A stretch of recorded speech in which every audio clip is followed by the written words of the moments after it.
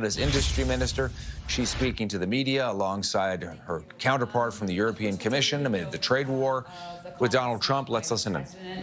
And of course, we'll let the Prime Minister continue his negotiations and will not negotiate in public. These has been the answers that I've been giving to every single question since the beginning of the negotiations. What I wanted to emphasize today is, as Minister in charge of industries and of the economy, is we are not alone in this world. We need to be closer to our allies. And that is why today is so important.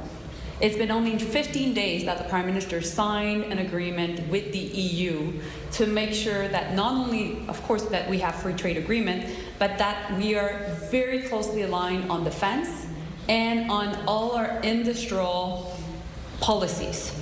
And that's why Stéphane and I today are together, because we're in solution mode and we're trying to make sure that ultimately, while the U.S. is becoming weaker, we will become stronger and we will diversify and turn ourselves towards Europe.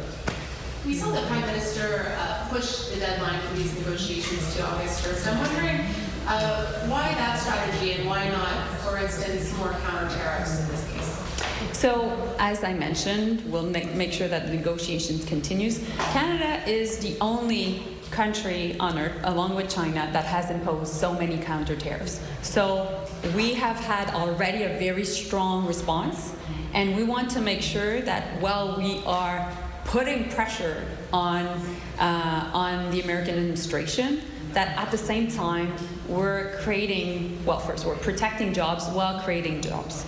And we're making sure that we're doing this economic diplomacy, which usually would not necessarily be the case in a normal world, but we're not in normal times. And economic diplomacy is more important than ever, and that's why we need to make sure that while the U.S. is closing its market and really taking its own path regarding protectionism, that we, as a stable and democratic country, continue to have open markets, including with the EU. And that's my job. Thank you. Bonjour, Madame Joly. Certains ont critiqué le gouvernement dans les dernières semaines d'avoir fait des concessions dans cette guerre tarifaire. The concessions, left and right, inaudible. Will there be more concessions in coming weeks? What I'd say now is that no one knows the state of mind of the president. When he talks, we'll listen and we'll take what he says seriously, because we hear yesterday's statement. We need to continue to negotiate. But we can do two things at the same time. We can protect our jobs, put pressure on the American administration, and at the same time, sit at the diplomatic table and negotiate. But Canada will not stand there with their arms folded. We can react and have a solution. Maybe short term, but also long term, because we've already said.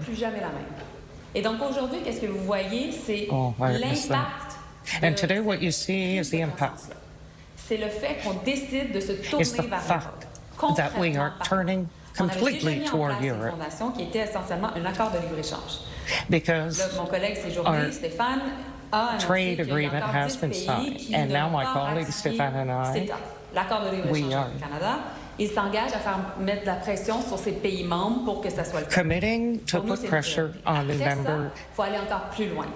And then we'll go further. De la défense, de l'approvisionnement, on soit beaucoup plus alignés.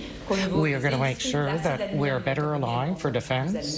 Bref, qu'on soit capable de se renforcer alors que les États-Unis ont décidé de prendre une autre direction.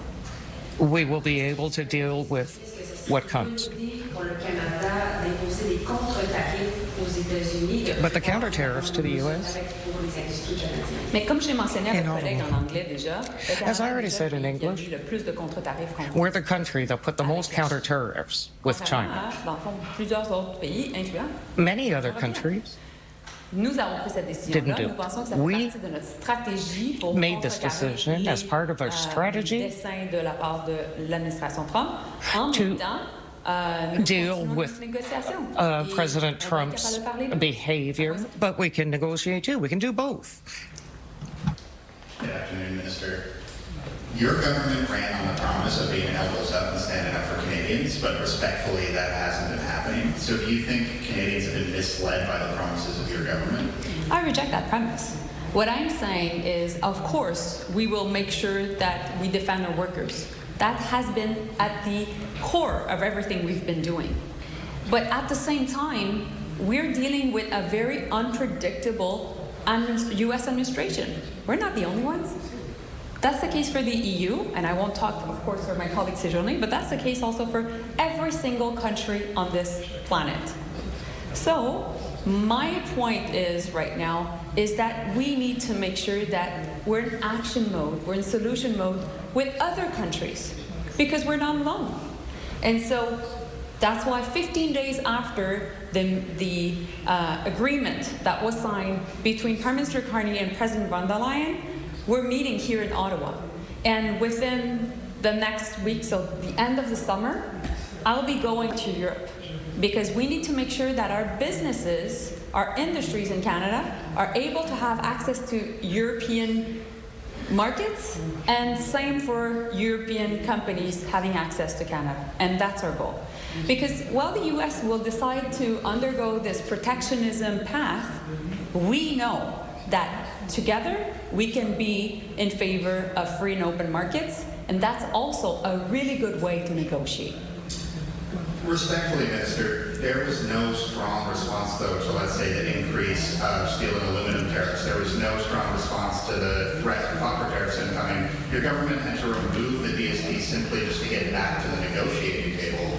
So respectfully, what is the government actually doing to negotiate with the U.S. and stand up for Canadians? Well, you know, you're pretty much asking the same question as your colleagues. My answer is always the same. We won't negotiate in public, and we'll let the Prime Minister negotiate. And you know, it's a reality that pretty much all world leaders are dealing with right now. And of course, we're coordinating with the EU, we're coordinating with other countries that are negotiating. That's why economic diplomacy is so important right now. But fundamentally, while these negotiations are happening, we need to realign ourselves with trusted partners. And today what you're seeing is a realignment between trusted partners.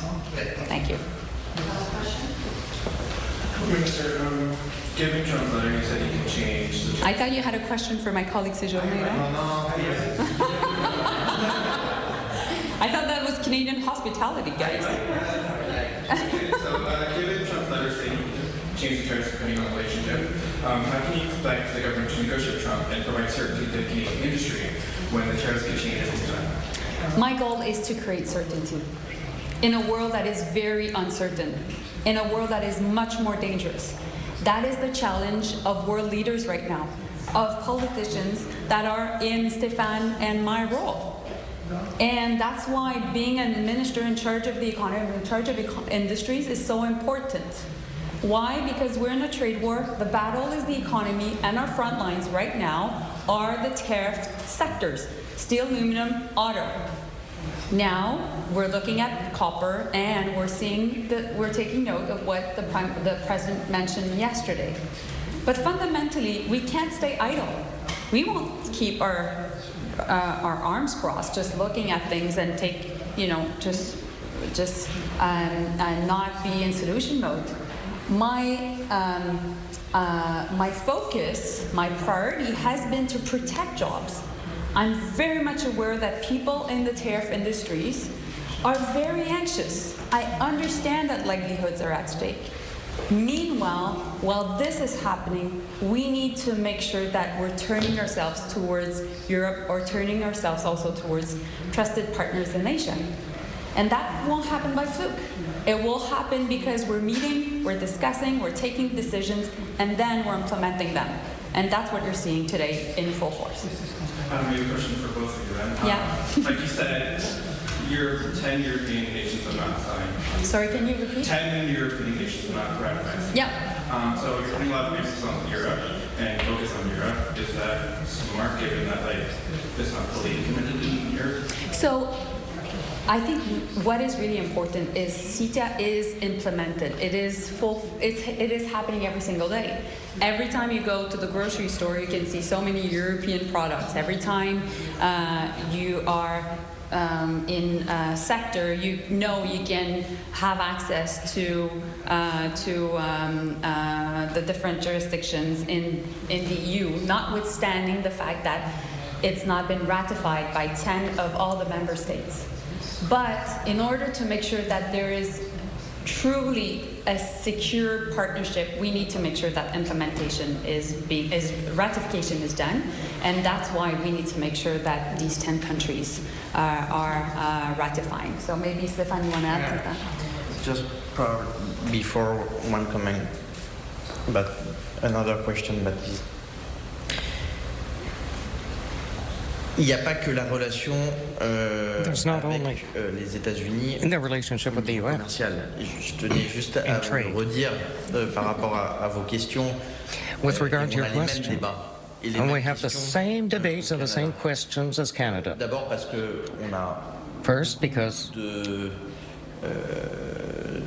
partenariats à construire sur un we have many partnerships sont to encore des build secteurs émergents et des secteurs futurs. in emerging sectors. L'Union européenne et le Canada. I think the EU and Canada goes together. Nos industries sur I la think voie de l'innovation, sur we la can voie put de la our recherche, sur la voie de industries on the path of innovation, research, and new et ne pas technology. revenir en arrière sur uniquement une forme de nostalgie. We can't go back exclusively for d'industries qui sont out très of importantes et qui nostalgia for nécessitent évidemment d'être aidées.